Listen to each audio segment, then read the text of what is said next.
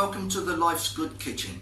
I was just about to prepare supper for the wife and I thought it was a golden opportunity to show you what I'm going to make and how I go about making it.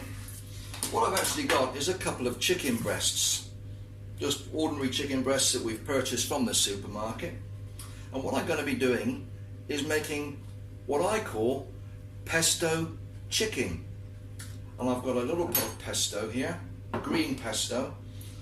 We've got some Italian mascarpone cheese. It's not a full pot, I'm just going to use some of this. And I've also got some grated Parmigiano cheese. This is the hard cheese that's usually used to grate on top of various dinners, meals and so on. Got some basil, and I've got some bacon, we've got some tomatoes.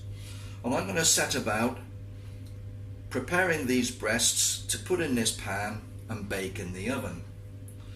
So the first thing I'm going to do is I'm going to mix up my cheese and pesto mix that I'm going to put inside the chicken breasts.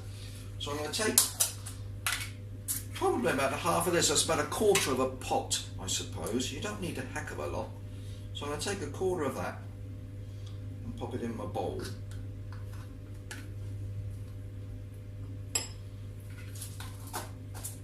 That's all we need of that. I'm going to take a good teaspoon of the pesto. I think that's quite a lot, to be honest. And what I want, I'll just put that out of the way there, and a good pinch of the Parmigiano, maybe two. It's a much stronger flavour. The mascarpone is quite sweet. It's very often used in cheesecakes. You can use mozzarella. Mozzarella would possibly be better, but we only had the mascarpone in the fridge at the time, so that's what I'm using. As I said, it's sometimes used in cheesecakes. It is quite a sweet cheese used in desserts. But with the Parmigiano mixed in, that gives it a little bit more body, bit of a stronger flavour. I'm going to mix all these together, if I can. It's not the easiest of tasks, to be perfectly honest.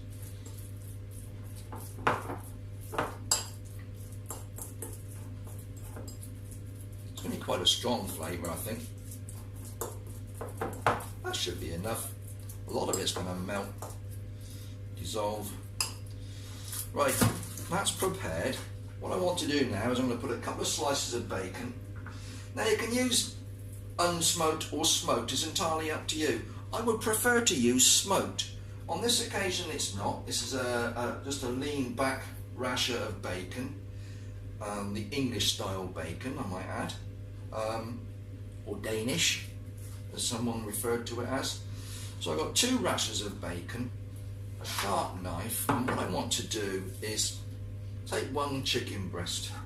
My health and safety, be careful you don't cut yourself, but you need to slice open a pocket in this chicken breast. Obviously the sharper the knife the better, but be very, very careful. And you don't want to go all the way through if you can help it. Just so far in. I think that'll be suitable. And then get some of this mixture and get it inside there.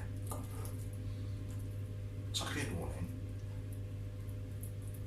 and stuff that chicken breast with this pesto and cheese mix. It's as simple as that. As much as you want, really. A lot of it might melt and run out, but that's good enough. And now you need to wrap the bacon. I always put the little piece over and then the bigger piece. Then opposite way round, little piece and the big piece. And I'm going to put that with the loose ends facing down in my baking dish. I've had to line mine with foil this time. I do like to put the foil in. It helps preserve the pan, extend the life of the pan. You don't have to. If you've got a suitable non-stick pan or a pan you're happy to use to roast in, by all means. What I'm also going to do now, I think, is put a little bit of this pesto on the top. Just smear it around, just like that.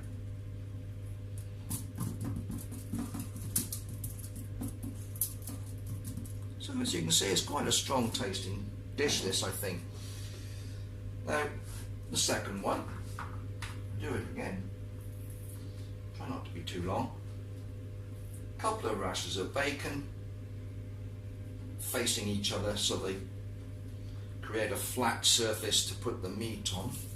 Your chicken breast. This one's a funny shape, but you still manage if you just take it and get at it so you can put a cut through it sideways on, open it out. Just be careful with your fingers.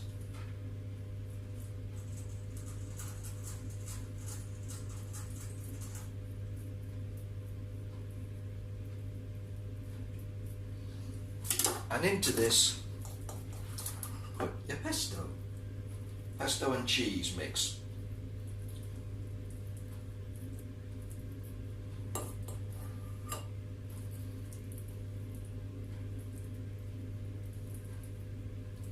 Got a bit left over, it's not a problem.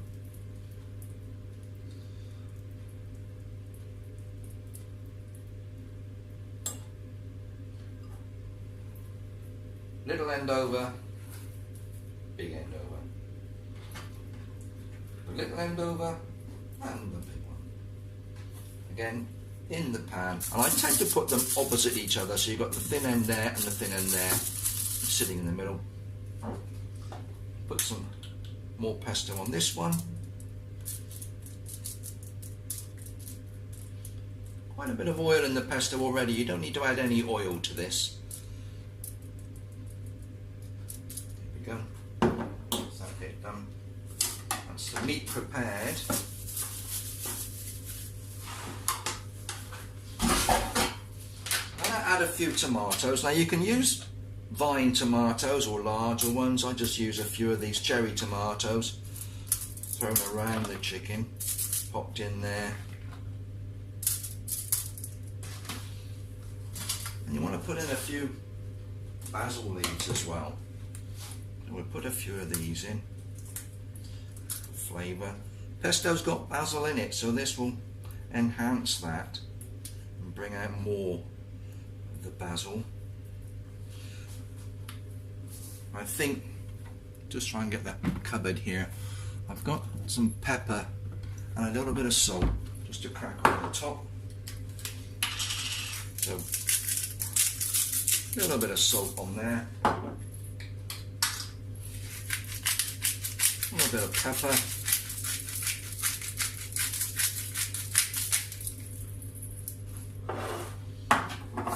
And that is the meat prepared for the oven. As you can see, it's decorative. It smells gorgeous here. I wish you could smell this. It smells absolutely lovely. That pesto is absolutely divine. Now that'll go into the oven, centre of an oven, about 180 degrees Celsius for about 40 minutes. Keep an eye on it, you don't want to overcook it, the bacon will tend to crisp a little bit if you're not careful, but to make sure it's cooked, obviously, about 40 minutes in the oven. And when it's out, you can serve that with pasta, you can serve it with potato wedges, some salad, rice, couscous, anything you prefer alongside this.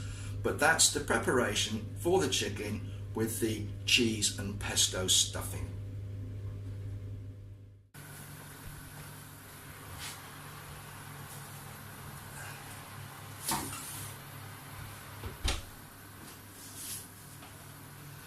And there it is, chicken pesto. Smells absolutely gorgeous. And there it is, guys, presented on the plate. One pesto chicken supper. And I've chosen to serve mine with a mixed salad here, served on a lettuce leaf, and some tomato and olive oil pasta. And that's a lovely supper for the wife and I. It's not an expensive meal. It tastes delicious. It looks great. What more would you want? Well, whatever you're doing, you take care, have fun, and we'll see you again soon in the Life's Good kitchen. Bye bye for now.